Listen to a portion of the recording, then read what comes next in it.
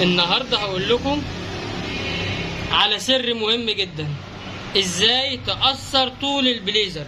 ده بليزر جاكيت بدله، تمام، محتاج تقصير.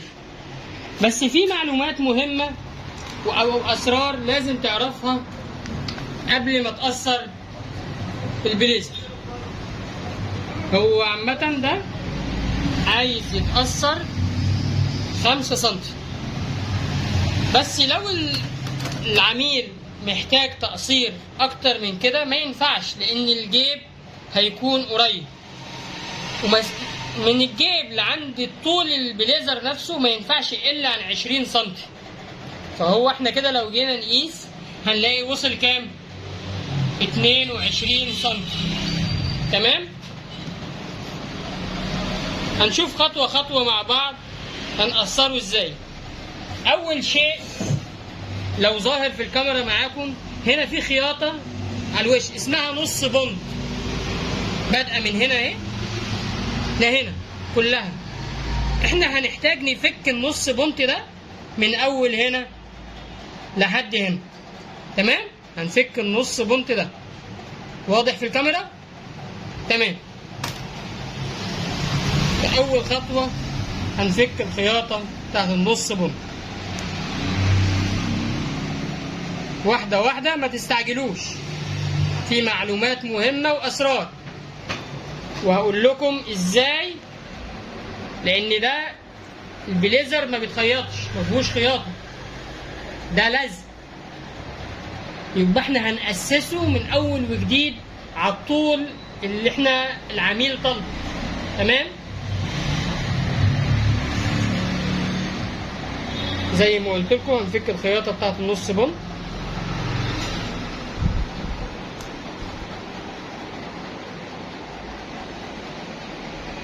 هو تقصير البليزر بيحتاج وقت شوية، استحملوني عشان تعرفوا كل حاجة عن تقصير البليزر. هفك وارجع لكم تاني. زي ما قلت لكم بنفك خياطة النص بن. تمام، خلاص فكيناها. هنقلب كم الجاكيت، لأن كم الجاكيت بيكون فيه المكان اللي هنوصل لأي مكان، اللي هو ده متخيط اهو. هنفكه بالراحة خالص الخياطة الخارجية دي. تمام، غرزة غرزة كده بالراحة، تتفك بسرعة جدا، ما بتاخدش وقت. تمام، فكينا. همد ايدي من هنا الفتحة اللي انا فكيتها بتاعت الكم واوصل للديل، واخد الديل واطلع كده بالشكل ده عشان نقصر الجاكيت او البليزر 5 سنتي. تمام اهو، تمام، 5 سنتي اللي هيقصروا معانا اهو. قلبنا الجاكيت، هنفرده بالراحة خطوة خطوة عشان نشتغل كل حاجة مرتاحة معانا.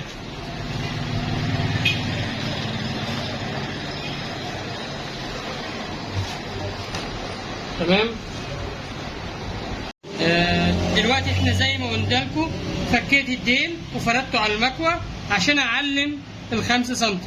هاجي من اول بعد الدوران، في دوران هنا اهو بتاع المسرة.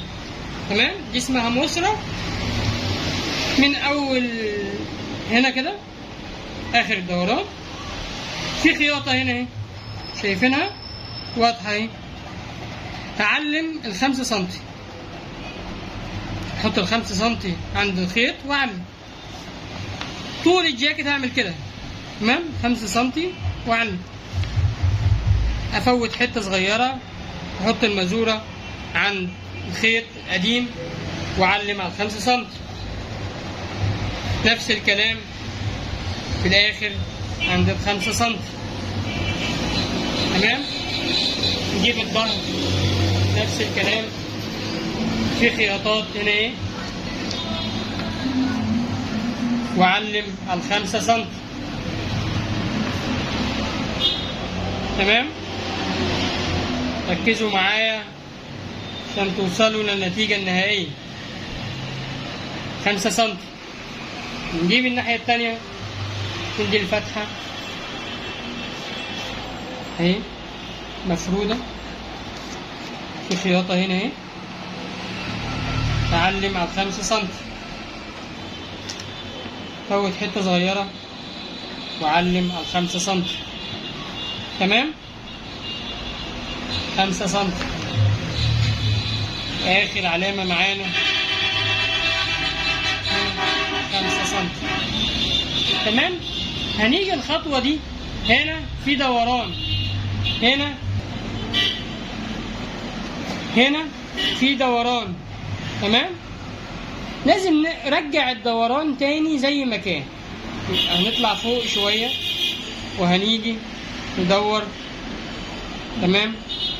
نعملها بالماركة الأول أو بالطباشير عشان لو في أي تعديل نعدله. تمام؟ الجنب التاني نعمل برضو الدوران بتاعه. تمام؟ أهو نطلع فوق شوية، نجيب الدوران. أهم حاجة يكون الدوران مستقيم. تمام؟ نلضم المكنة نفس اللون، ضمنا المكنة نفس اللون، وهنيجي هنا نخيط. أتمنى الصورة تبقى واضحة عند الإبرة هنا. نيجي عند الخياطة القديمة ونلف معاها سنة سنة بحيث الدوران يطلع مظبوط. تمام؟ تمام بقى هنمشي على العلامات اللي احنا خدناها بتاعت ال5 سم. تمام؟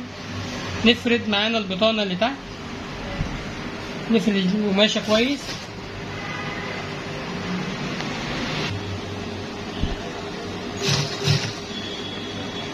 تمام؟ نمشي نثبت في البداية والنهاية. تمام؟ نفس الكلام على الظهر، نمشي على علامات، علامة ال5 سم.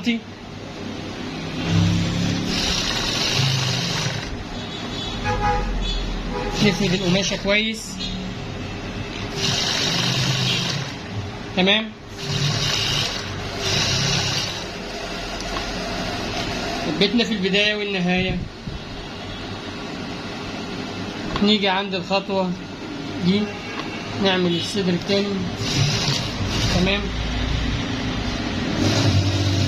أهم حاجة تكون القماشة مفرودة كويس عشان الدوران يطلع معايا مظبوط والجاكيت يرجع زي ما كان.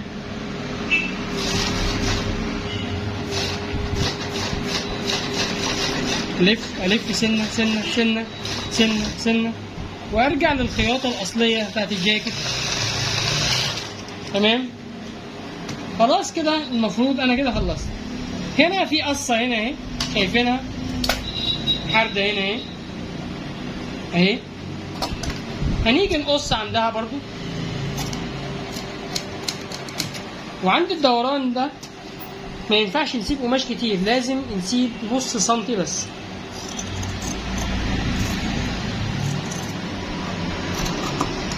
تمام؟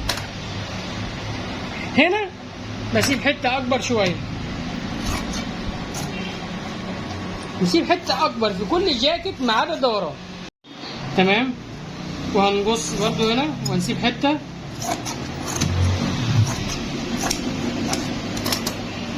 نفس الكلام، بس هنيجي عند الدوران هنسيب نص سنتي بس.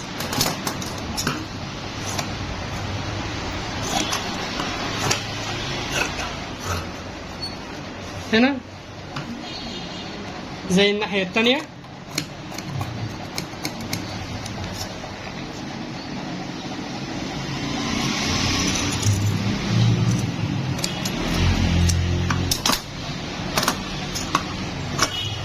كده نبدأ نرجع كل حاجة زي ما كانت.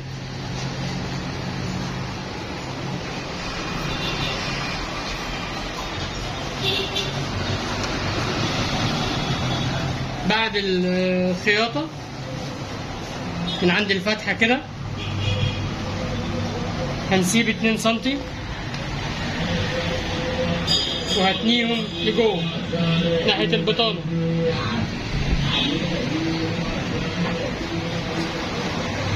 عشان البطانة ما تبانش من بره والجاكيت ملبوس.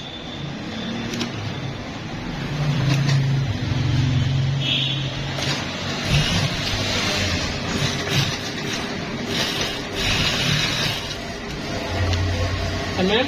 الفتحة اللي الناحية التانية نفس الكلام، هنسيب بعد الخياطة 2 سنتي ونتنيهم ناحية البطانة ونمشي على نفس الخياطة الأساسية العلامة اهي، وهنتنيها كده.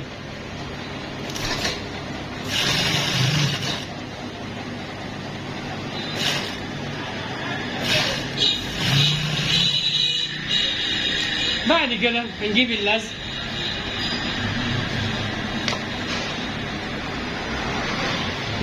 اللي هو ده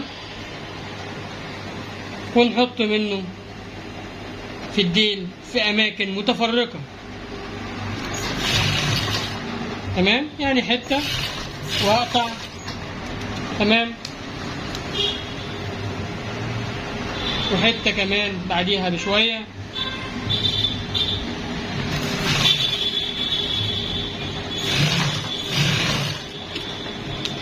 وحتة كمان صغيرة بعديها بشوية.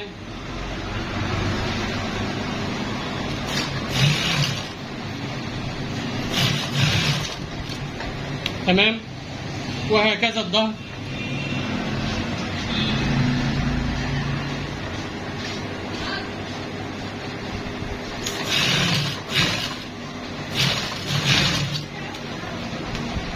حتة تاني النص،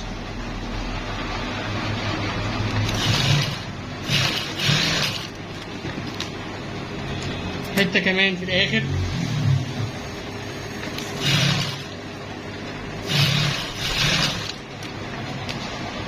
وهكذا اللي قدام جنب التاني.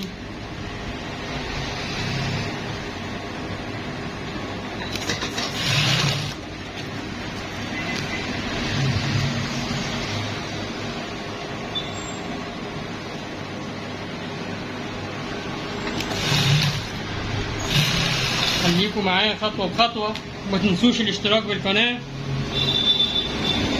عشان نستمر، واللايك.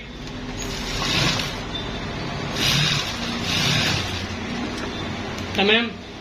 بعد كده زي ما احنا قلبنا الجاكيت هنرجعه تاني زي ما كان، عشان في خطوة مهمة هنعملها على المكوى.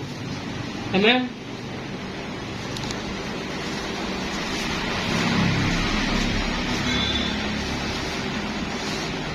نقلب الجاكيت على الوش اهو عشان نرجعه لأصله تاني.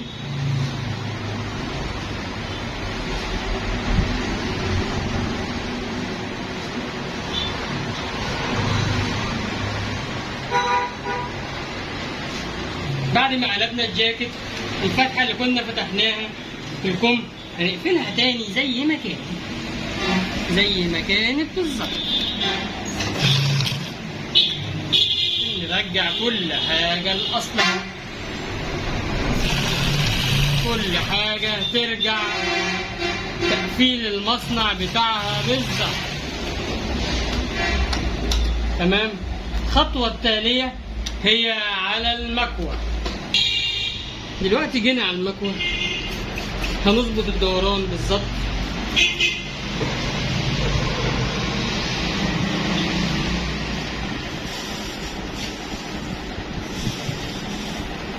تمام.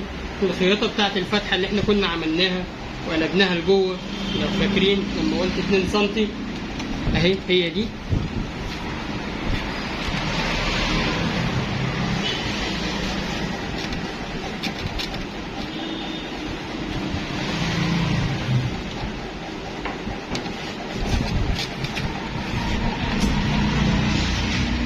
تمام. ونعمل الجنب التاني نفس الكلام، تظبط الدوران، نرش الميه عشان يثبت. تمام.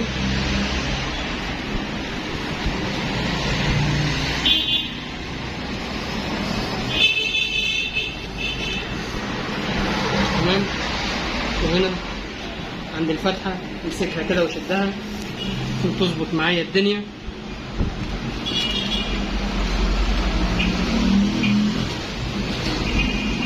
طبعا المكوة هي اللي بتظهر الشغل. اتمنى تكون كل حاجة واضحة في الفيديو عشان نحاول نفيد أكبر عدد ممكن.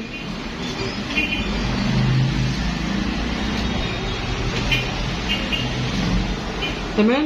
نيجي عند الظهر، هنشوف دلوقتي. أنا دلوقتي كنت بظبط اليمين والشمال، لسه الظهر هظبطه قصاد يكونوا مساويين لبعض بالظبط. طلع كده اللوز بتاعه، الدنيا تبقى ظبطت. تمام. ومن هنا المكان مقلوب. تمام. انا دلوقتي معايا الدنيا ظابطه.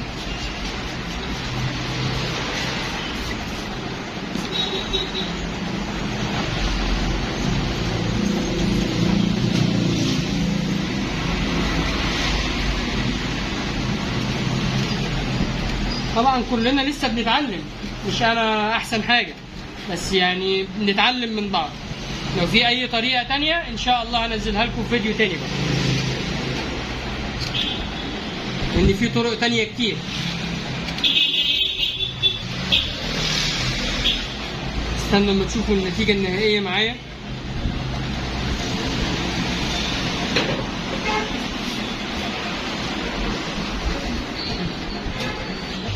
دلوقتي كده التقصير خلصت والمقاس اهو. تمام. دي بعد ما يسرد. تمام اهو. تمام. اتمنى الاعجاب بالقناه وما تنسوش الاشتراك، وشكرا. مش كنت حفظت الفيديو؟